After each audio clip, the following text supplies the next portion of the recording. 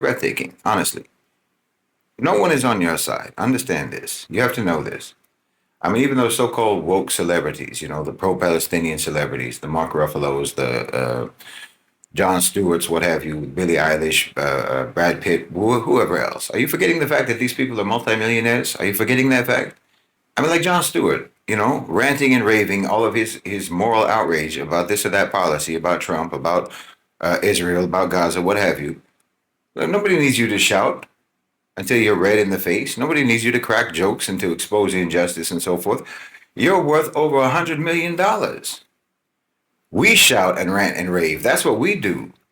That's what we do because we're not multimillionaires. We don't have the financial power and the financial influence to purchase policy changes. We don't need a Mark Ruffalo to stand next to us at a protest, holding up a sign, getting arrested wearing his keffiyeh. This man has access to tens of millions of dollars. Senators don't cost that much. Congress people don't cost that much. You have a credit limit on your Visa card that you could pay as much as what lobbyists pay out, what they spend. You understand? Put money on the table. That's what you need to do. We don't need tweets from you. We tweet, we protest, we make content and so forth because that's all we can do. Those are the resources that we have, but that's not all that you can do. We don't have the resources that you have, but then we're supposed to be grateful when you use your so-called platform to say something positive, just to say something positive about Palestine. What about using your money? The millions of dollars at your disposal that your platform gives you.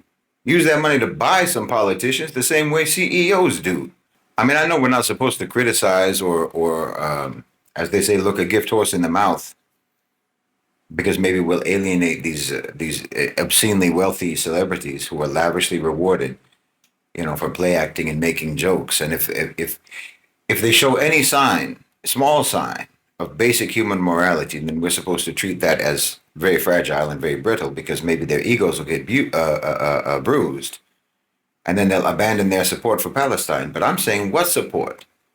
What support? We don't need your words. We need your millions. Let's be honest. We have words, us, the normal people.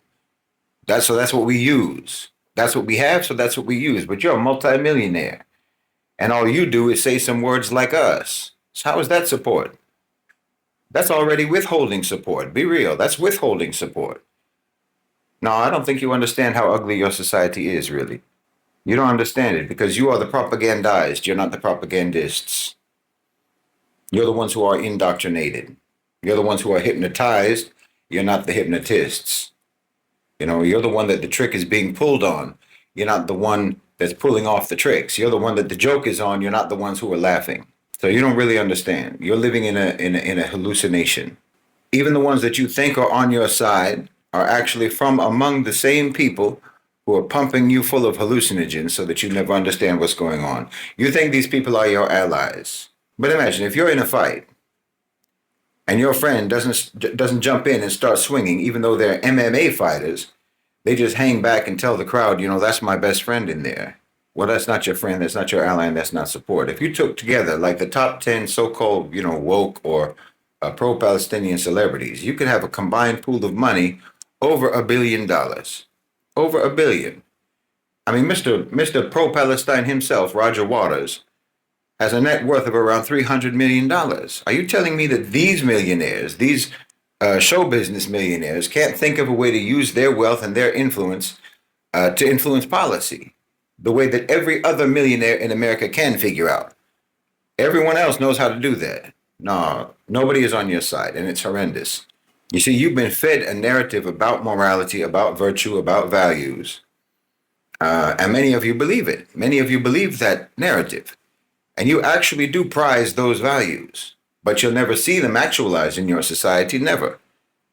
You'll only see them talked about. You'll see them given lip service, and you'll be gaslighted on the basis of the values that they fed you. That's how it works. That's all. That's what they're for. They're narrative devices of social control. Your heroes are on the villain's side, I hate to tell you, and they're playing you for fools. And the values that you have been taught were only taught to you so that they could fool you with them.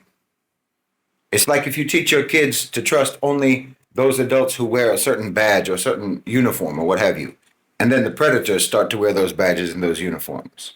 For them, the moral talk is just like teaching you code words. Teaching your child a code word, for example. Whoever says this, you can trust them. So now the enemy has an easy way to win your trust. Just use the code word. See, that's what indoctrination is. It means that you have been made to believe in a version of the world that's not real. Because if it was real, then you wouldn't have to be indoctrinated. If it was real, then the propaganda wouldn't be necessary. And that means that the reality that's being hidden from you is something that you would not accept if you knew it.